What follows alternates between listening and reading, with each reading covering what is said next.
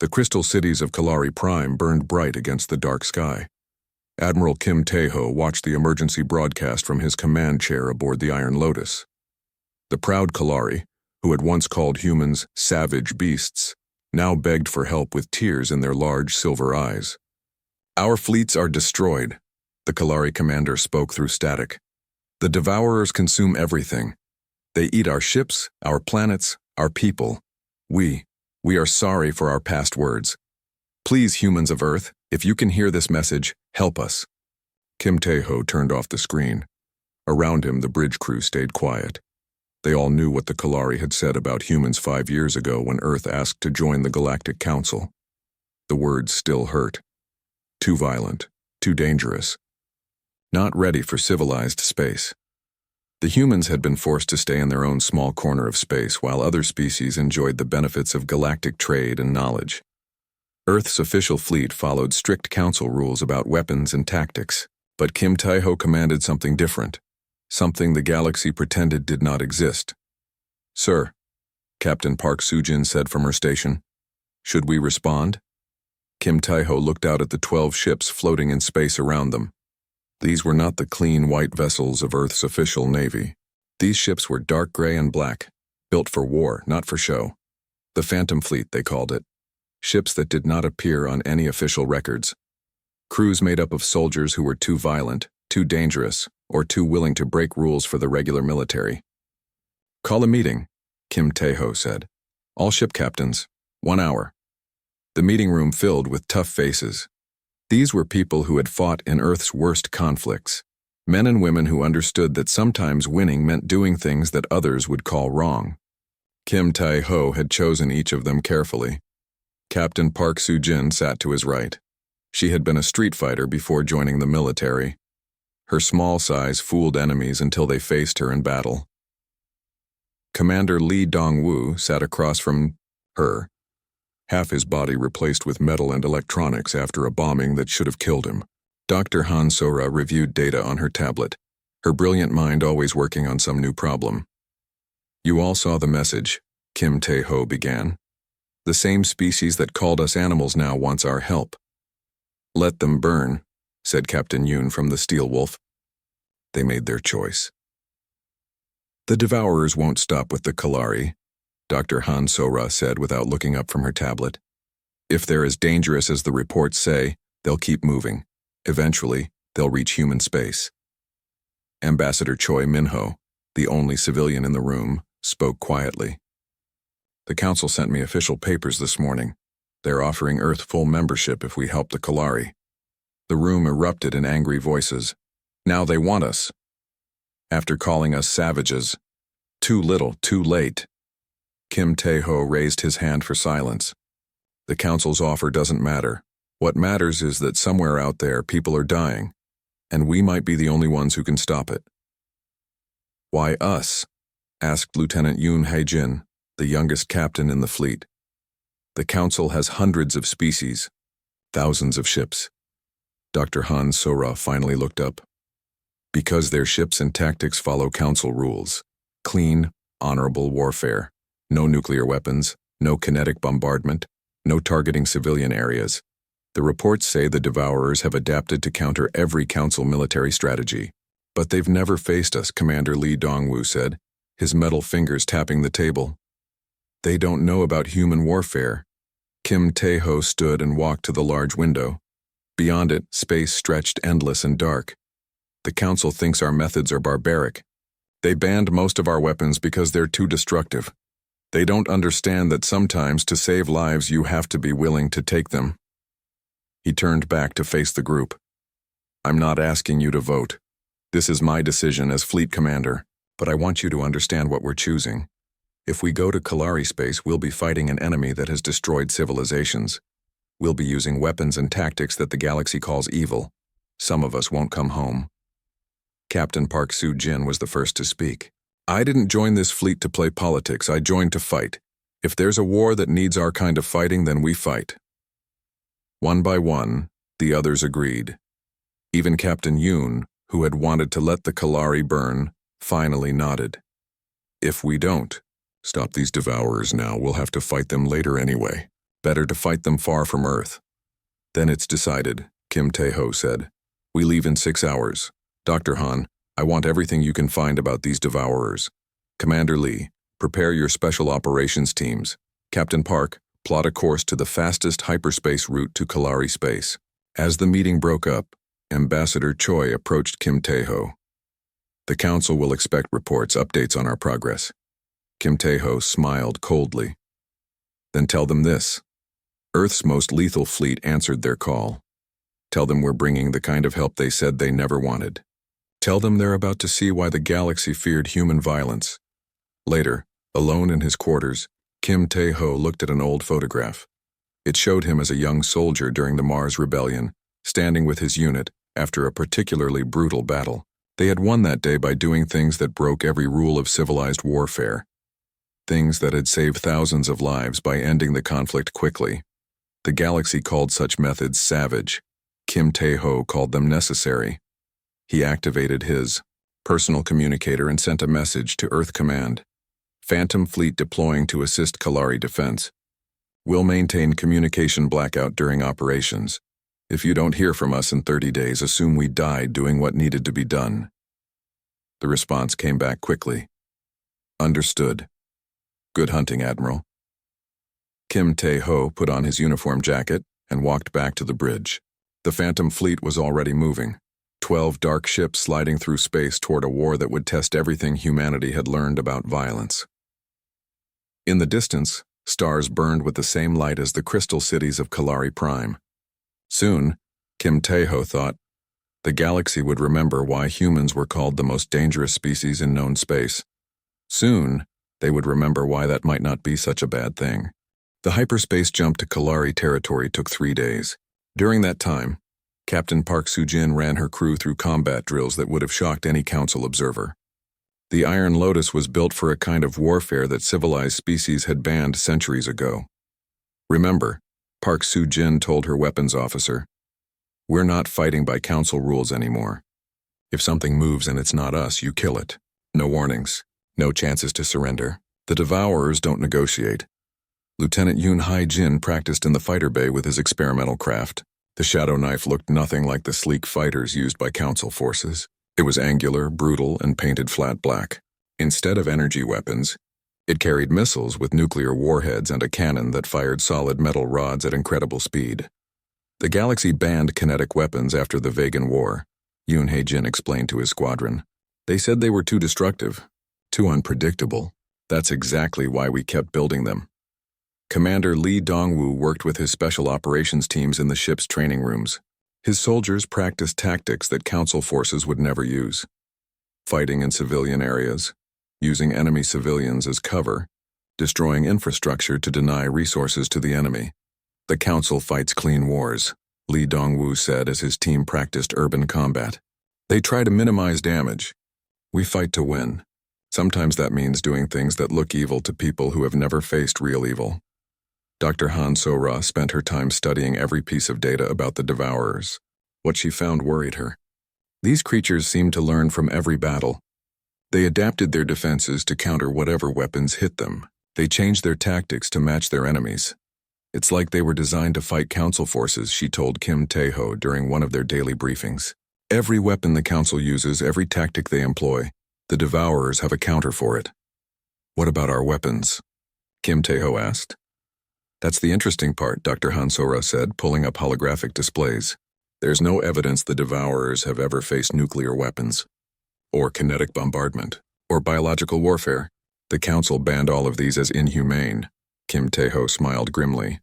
So they've never faced anything truly inhumane. On the 3rd day, they dropped out of hyperspace at the edge of Kalari territory. What they saw made even the hardened veterans of the Phantom Fleet pause in shock. Entire star systems were dark. Where there should have been planets, there were only clouds of debris. Where there should have been stars, there were dim, dying embers being slowly consumed by massive, dark shapes. Sensor report, Captain Park Soo-jin called out. 14 large bogies moving through the system, her sensor officer replied. They're eating the star, Captain. On the main screen, the Devourers came into view. They were enormous, like living ships made of black metal and pulsing organic tissue. Tentacles hundreds of kilometers long reached out from their bodies, pulling in matter and energy. As they fed, they grew larger. "They're not just ships," Dr. Han Sora whispered. "They're alive." The largest devourer noticed the human fleet. It turned toward them, and suddenly the space around the phantom fleet filled with smaller creatures. These looked like mechanical spiders the size of cruisers, moving impossibly fast through the vacuum.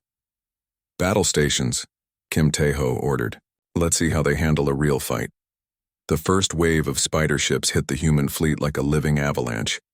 Their weapons were unlike anything in Council databases. Beams of energy that seemed to dissolve matter at the molecular level. Missiles that phased through shields as if they weren't there. But the human ships had something the Devourers had never encountered. Unpredictability. Captain Park Soo-jin didn't try to match the spider ship's speed or maneuverability. Instead, she did something no Council captain would ever consider. She rammed the Iron Lotus directly into the largest group of enemies. Her ship's reinforced hull crushing 3 spider ships before they could react. "Nuclear torpedoes, full spread," she shouted. The torpedoes were illegal by Council standards. They carried enough explosive force to crack a small moon. When they detonated among the spider ships, the explosions lit up space like new suns. The Devourers had adapted to energy weapons and particle beams. They had no defense against weapons that simply released massive amounts of raw nuclear force, Lieutenant. Yoon Hae-jin led his fighter squadron in an attack pattern that would have been called suicidal by any military academy.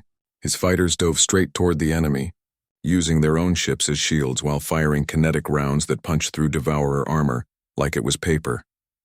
"The key is not to think like them," Yoon Hae-jin told his pilots over the radio. "They expect us to fight smart, so we fight crazy instead."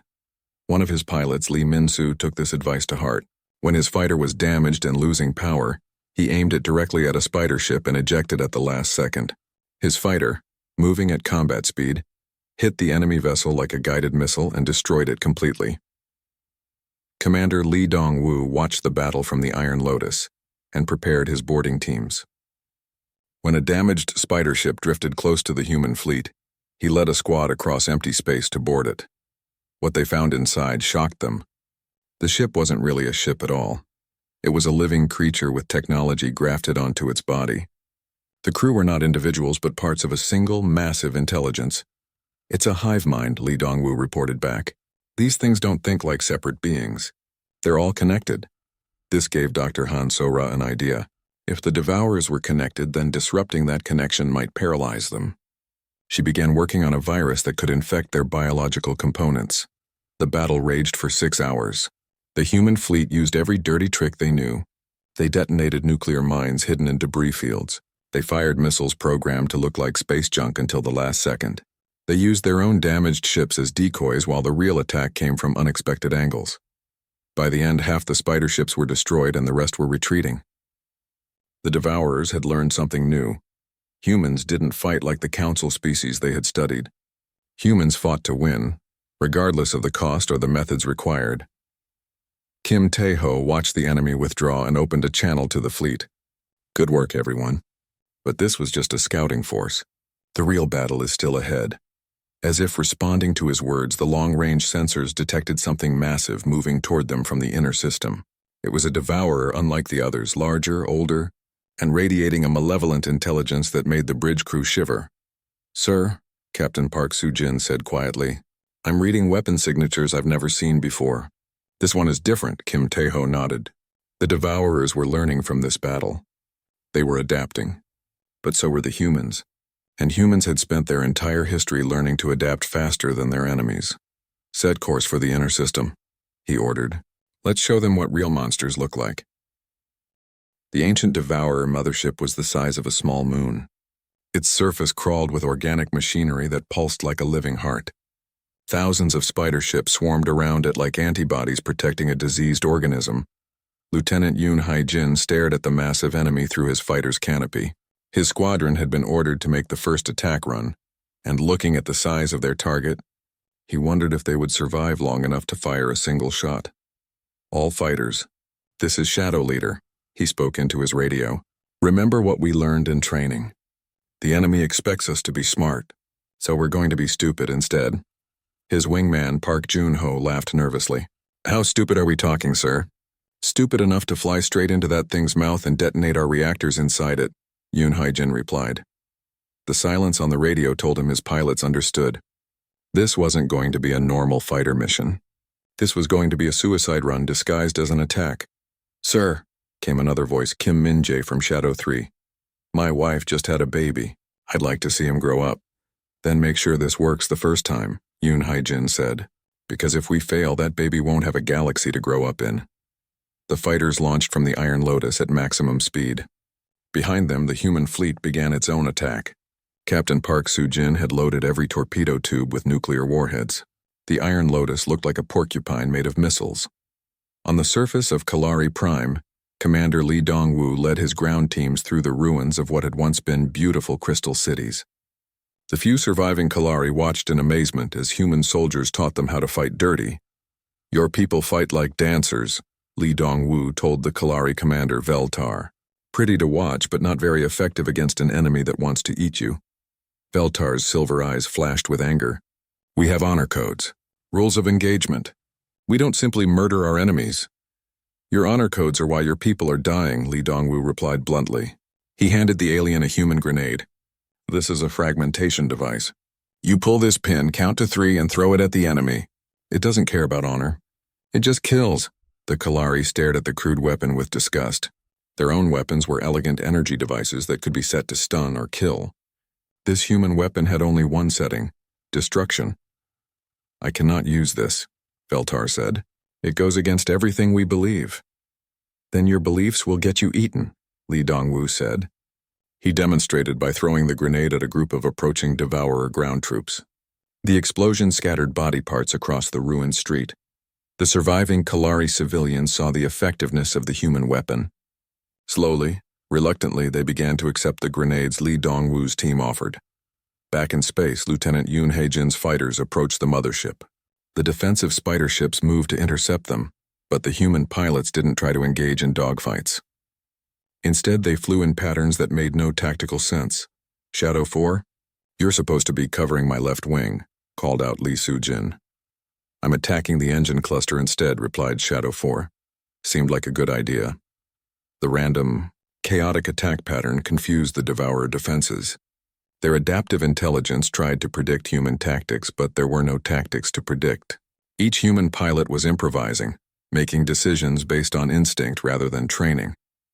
Yoon Hae-jin saw an opening and dove straight toward the mothership's main hull. His fighter's sensors screamed warnings as defensive weapons locked onto him, but he ignored them. At the last second, he fired every missile he carried directly into what looked like a sensor array. The explosions tore a hole in the mothership's hull. Through that hole, Yoon Hae-jin could see into the creature's interior. It was like looking into the stomach of some vast beast. Organic walls pulsed with infected veins and mechanical components grew from the flesh like tumors. I'm going in, he announced. Negative. Shadow Leader, came Captain Park Soo-jin's voice over the radio. That's suicide. Everything we do is suicide, Yoon Hae-jin replied.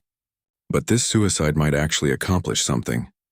He flew his fighter through the hole in the hull and into the mothership's interior. The space inside was vast, filled with floating organs and mechanical systems that served purposes he couldn't understand. But at the center of it all, he saw something that made him smile grimly. The mothership's reactor core was completely unshielded. The Devourers had never encountered an enemy crazy enough to fly inside their ships. They had no defenses against internal attack. Shadow Squadron, this is Shadow Leader, he broadcast. I found their weak spot. Follow my signal and ram your fighters into the reactor core. Set your warheads for maximum yield. One by one, his pilots confirmed the order. They understood what he was asking. They would all die, but their deaths might cripple the mothership. Park Jun-ho was the first to reach the reactor core. His fighter, loaded with nuclear missiles, smashed into the pulsing organic machinery and detonated. The explosion lit up the mothership's interior like a miniature sun. Kim Min-jae followed seconds later, his fighter adding its destructive force to the growing conflagration inside the creature. One by one, the entire squadron sacrificed themselves, each pilot adding to the damage. Yoon Hae-jin was the last. As his fighter approached the now damaged reactor core, he thought about his parents back on Earth. They had wanted him to become an engineer, to build things instead of destroying them. He wondered what they would think of their son now, flying into the heart of an alien monster to save a galaxy that had never wanted him. "This is for everyone who said we were too violent to join civilized space," he said, and pushed his throttle to maximum. The explosion that followed was visible from the outer planets of the system. The ancient mothership, which had devoured entire civilizations, broke apart like a rotten fruit. Pieces of organic matter and mechanical debris scattered across space, some of them still twitching with artificial life. Dr. Han Sora watched the destruction from the Iron Lotus and felt a mixture of triumph and horror. The human tactics were working, but at a terrible cost. An entire fighter squadron had just committed suicide to destroy one enemy ship. "Is this what we are?" she asked Admiral Kim Tae-ho. "Are we really just killers?" Kim Tae-ho watched the debris field that had once been the mothership. Among the wreckage, he could see escape pods launching from damaged Devourer ships. The enemy was retreating. "We're what the galaxy needs us to be," he said quietly. "The Kalari build beautiful cities and compose elegant poetry. The council species create laws and maintain peace. But sometimes peace requires people willing to be monsters." On the planet below, Veltar held a human grenade in his shaking hands. Devourer ground troops were advancing on his position, and his people's elegant weapons had proven useless against their armor. He pulled the pin, counted to 3, and threw the grenade with all his strength. The explosion saved his life and the lives of 20 Kalari civilians. As he looked at the destroyed enemies, Veltar began to understand why the galaxy feared human violence. It was effective. The void sector was a place where light went to die. Between the galaxies, space stretched empty and cold, broken only by the artificial glow of the Primarch command station. It was a massive structure built from the bones of dead worlds, pulsing with the same organic machinery that powered the Devourers. Admiral Kim Tae-ho stood on the bridge of the Iron Lotus and watched his fleet's sensors count the enemy forces arrayed against them. 300 Devourer ships surrounded the command station. Thousands of fighter craft patrolled the space between them, and at the center of it all, something that made his blood run cold. "Sir," Captain Park Soo-jin said quietly, "I'm reading 17 life signs that register as Primarch, but they're different, enhanced beyond anything in our biological databases. They've been busy for 3,000 years, Dr. Hansora said from her science station. According to these readings, they've replaced most of their organic systems with biotechnology. They're essentially immortal now." Commander Lee Dongwoo checked his weapon systems one last time. Immortal or not, they still bleed, and anything that bleeds can be killed. Kim Tae-ho opened a channel to all ships in the fleet. "This is it. 8 ships against an enemy that has spent 3 millennia preparing for this moment. The odds are impossible. The enemy is stronger, faster, and smarter than us." He paused, looking around at his bridge crew. These people had followed him into hell because they believed in what they were fighting for. "But they made one mistake," he continued. "They studied every council species except one. They learned to counter honor, nobility, and civilized warfare.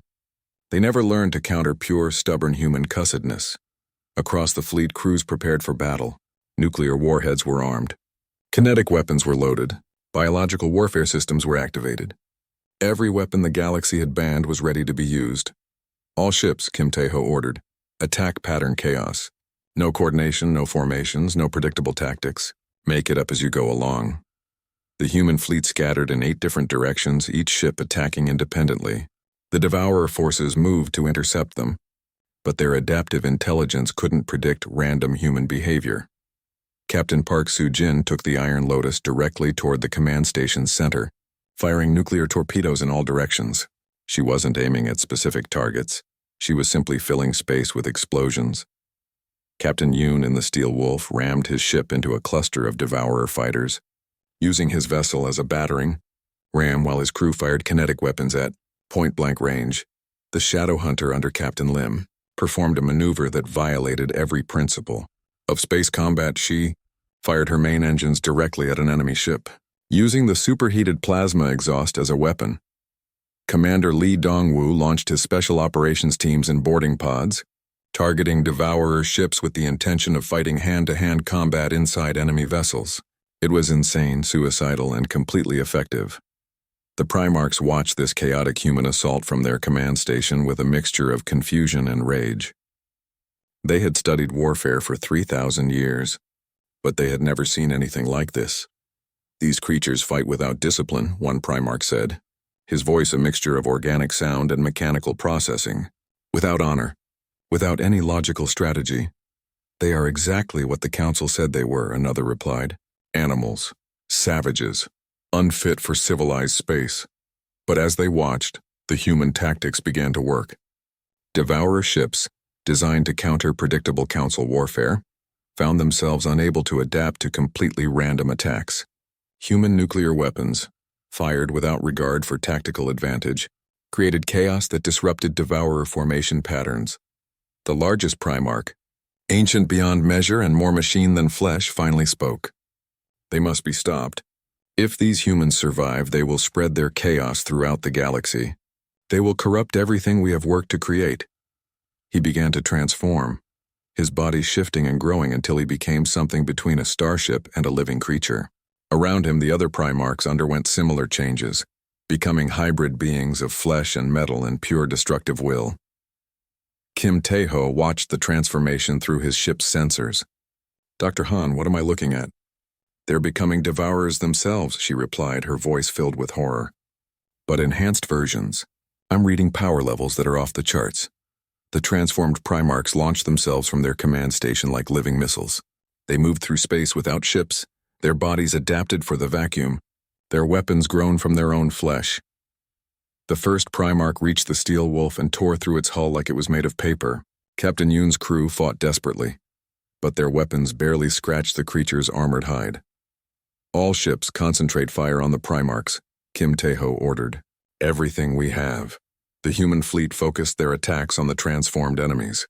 Nuclear warheads detonated against Primarch armor. Kinetic rounds punched through their defensive systems. But for every wound they inflicted, the Primarchs regenerated. They're adapting to our weapons in real time, Dr. Han So-ra reported. Each attack teaches them how to defend against the next one. Kim Tae-ho watched his fleet slowly being destroyed. The Steel Wolf was gone. The Shadow Hunter was drifting dead in space. 3 more ships were badly damaged, but then he noticed something on his sensors. The command station was less defended now that the Primarchs had left it to join the battle personally. Captain Park, he said suddenly, ramming speed, take us straight into that station. Sir, that's suicide, she replied. Everything we do is suicide, Kim Tae-ho said, echoing the words of Lieutenant Yoon Hae-jin. But this suicide might accomplish something. Captain Park Soo-jin understood. She aimed the Iron Lotus directly at the command station and pushed the engines to maximum power. Around them, the battle continued to rage, but their focus narrowed to a single target. The Primarchs realized what the humans were attempting and turned to intercept the Iron Lotus. But they were too far away, and the human ship was moving too fast. Dr. Han, Kim Tae-ho said calmly, activate all biological warfare systems. Everything in our arsenal. Sir, at this range we'll be infected too, she warned. Then we'd better make it count, he replied. The Iron Lotus struck the command station at near light speed. The impact shattered both structures, sending debris flying in all directions. But in those final seconds, Dr. Han So-ra released every biological weapon in the human arsenal. Viruses designed to attack organic systems. Bacteria engineered to consume metal. Chemical agents that disrupted electrical systems. All the weapons that civilized species had banned as too horrible to use. The biological weapons spread through the command station systems and then into the Primarchs themselves. Their enhanced bodies, which had been their greatest strength, became their weakness as the human viruses attacked both their organic and mechanical components. One by one, the immortal Primarchs began to die. Their perfect adaptation systems, designed to counter energy weapons and kinetic attacks, had no defense against biological warfare that attacked them from within. The surviving human ships watched as the enemy fleet began to shut down. Without the Primarchs to control them, the Devourers reverted to simple animals, incapable of coordinated action. Commander Lee Dong-woo, floating in a damaged escape pod, transmitted to the remaining fleet. This is Ground Team Leader. Mission accomplished. The monsters are dead. 3 ships survived the battle. 3 ships out of 12. But it was enough. Ambassador Choi Min-ho, rescued from the wreckage of the Iron Lotus, sent a message back to galactic civilization. The Devourer threat is ended. Earth's most lethal fleet answered the call. We paid the price in blood, but the galaxy is safe. Months later, the Galactic Council offered humanity full membership with no restrictions on their military technology. The offer came with an apology and a request. Would Earth consider providing military advisors to help other species defend themselves? The response came from the newly promoted Admiral Park Soo-jin, now commander of Earth's rebuilt Phantom Fleet. We'll join your civilization, but on our own terms. The galaxy can accept us as we are, or face the next crisis alone. She looked out at her new ships, crewed by a new generation of human warriors. In the distance, alien species practiced human military tactics under the supervision of Earth instructors. The galaxy had learned to fear human violence. Now it was learning to be grateful for it. On memorials throughout Council space, the names of the dead were carved in stone. Kim Tae-ho, Yoon Hae-jin, and thousands of others who had proven that sometimes to save civilization, someone has to be willing to be uncivilized. The galaxy was safe, and it would remember the price of that safety every time it looked at the stars and thought about the humans who had been willing to be monsters so that others could remain innocent. Dr. Han So-ra's hands shook as she studied the biological samples from the destroyed mothership. What she found in her laboratory made her stomach turn with a mixture of disgust and fear. "Admiral," she called Kim Tae-ho to her lab. "You need to see this immediately." Kim Tae-ho arrived to find Dr. Han So-ra staring at a genetic analysis display. The data scrolled past in streams of code that meant nothing to him, but her expression told him everything he needed to know. "The Devourers aren't some random alien species," she said, her voice barely above a whisper. "They're artificial, created, and I know who made them." She pulled up a comparison chart showing genetic markers from the Devourer samples alongside data from the Galactic Council's biological database. These markers match a species called the Primarchs. They were exiled from Council space 3,000 years ago for being too aggressive. The Council records say they disappeared into the void between galaxies. Kim Tae-ho studied the display. "They've been gone for 3,000 years. Why come back now?" "Because they've been studying us," Dr. Han So-ra replied. "All of us. Every Council species, every military tactic, every weapon system. They've created the perfect biological weapons to counter everything the galaxy uses for defense." She pulled up another screen showing tactical analyses. "Look at this. The Devourers have specific adaptations for every known Council weapon type. Energy shields that absorb plasma fire, armor that deflects particle beams, regenerative abilities that counter projectile weapons. But not our weapons," Kim Tae-ho realized. "Exactly. They studied the Council species, but they never studied humanity. We weren't part of galactic civilization when they left. Our nuclear weapons, our kinetic bombardment systems, our biological warfare techniques, they've never encountered any of it." Kim Tae-ho activated his communicator. "All ship captains report to the briefing room immediately. We have new intelligence." 20 minutes later, the surviving captains of the Phantom Fleet gathered around the holographic display. They had lost 4 ships in the battle against the mothership, but the remaining 8 were still capable of fighting. "The enemy we're facing isn't random," Kim Tae-ho began. "They're the products of a 3,000-year plan to destroy galactic civilization." Captain Park Soo-jin leaned forward. "So this is revenge?" "More than that," Dr. Han So-ra said, taking over the briefing. "The Primarchs were exiled for being too violent, but compared to humans, they were actually quite restrained. They believed in honorable combat, in giving enemies a chance to surrender, in minimizing civilian casualties." Commander Lee Dong-woo laughed bitterly. "Let me guess. The Council told them they were monsters just like they told us. The difference is that the Primarchs listened," Dr. Han So-ra continued. "They tried to change, to become more civilized. But when they couldn't meet the Council's standards, they were cast out entirely. And now they're back to prove the Council was right to fear them," Kim Tae-ho concluded. Ambassador Choi Min-ho, who had been quiet during the briefing, finally spoke. "There's something else. I've been monitoring Council communications. The Primarchs have been sending messages to Council worlds. They're offering to spare any species that surrenders and accepts Primarch rule." "How many have accepted?" Captain Park Soo-jin asked. 17 species so far, Choi Min-ho replied, including 3 founding members of the council. The room fell silent. If major council species were surrendering rather than fighting, it meant the galaxy was giving up hope. Sir, said Captain Yoon from the Steel Wolf, if the Primarchs are willing to accept surrender, maybe we should negotiate. We could save lives. Kim Tae-ho stood and walked to the window overlooking the debris field from their recent battle. The Primarchs will never negotiate with us. We represent everything they've learned to hate about galactic civilization. What do you mean? Dr. Han Sora asked. Think about it, Kim Tae-ho replied. They were exiled for being too violent. Now they see a species that makes them look peaceful by comparison, and that species has been accepted into galactic society. We're living proof that the Council's standards are meaningless. Commander Lee Dong-woo nodded slowly. We're not just fighting their invasion.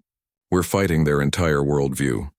Which means this ends one of 2 ways, Captain Park Soo-jin said grimly. Either we destroy them completely, or they destroy us completely. No surrender. No negotiation. Kim Tae-ho turned back to face the group. Then we'd better make sure we win. Dr. Han, what do you need to track down their main base? Give me access to the Kalari sensor networks, she replied. If I can map their movement patterns, I can find where they're coming from. Over the next several hours, Dr. Han Sora worked with surviving Kalari technicians to analyze 3,000 years of deep space sensor data. What she found painted a picture of patient, methodical planning that spanned millennia. They've been setting up staging areas throughout the galaxy, she reported to Kim Tae-ho. Hidden bases in dead systems, supply depots in asteroid fields, monitoring stations watching Council military exercises. How many bases? Kim Tae-ho asked. At least 50 that I can identify. But there's a central command facility somewhere in the Void sector. That's where the Primarchs themselves are located. Kim Tae-ho studied the star charts. The Void sector was a region of space between galaxies where no stars existed. It was the perfect hiding place for a species that wanted to remain hidden for 3,000 years. How long to reach the Void sector? He asked Captain Park Soo-jin. 4 days by hyperspace, she replied. But sir, we'd be completely cut off. No support, no resupply, no way to call for help. We'll be outnumbered at least 100 to 1, Commander Lee Dong-woo added. And if we fail, the Primarchs will finish their conquest of the galaxy, Ambassador Choi Min-ho pointed out. Kim Tae-ho looked around the room at the faces of his officers. These were people who had spent their lives being told they were too violent, too dangerous, too willing to break the rules. Now they were the galaxy's last hope. Anyone who wants to stay behind can do so, he said. This isn't a military order. This is a suicide mission disguised as an attack. Captain Park Soo-jin was the first to respond. I didn't join this fleet to play it safe. One by one, the others agreed. Even the newest captain, who had lost half his crew in the previous battle, nodded his acceptance. Then we leave in 6 hours, Kim Tae-ho decided. Prepare your ships for extended combat operations. Load every weapon we have. If we're going to die, let's make sure we take enough of them with us to matter. As the meeting broke up, Dr. Han Sora approached Kim Tae-ho privately. Admiral, there's something else I found in the genetic data. The Primarchs have been modifying themselves. They're not fully biological anymore, then what does that mean? It means they've turned themselves into living weapons. They don't just command the Devourers, they are Devourers. Enhanced, evolved, and completely dedicated to destroying everything the Council represents. Kim Tae-ho absorbed this information. So we're not just fighting an invasion fleet. We're fighting a species that has spent 3,000 years transforming themselves into the perfect killing machines. Yes, Dr. Han Sora replied. And if they win, they'll do the same to every surviving species in the galaxy. Turn them all into Devourers. Kim Tae-ho looked out at his fleet preparing for their final mission. 8 ships against an enemy that had spent millennia preparing for this war. It should have been hopeless, but humans had never been very good at accepting hopeless situations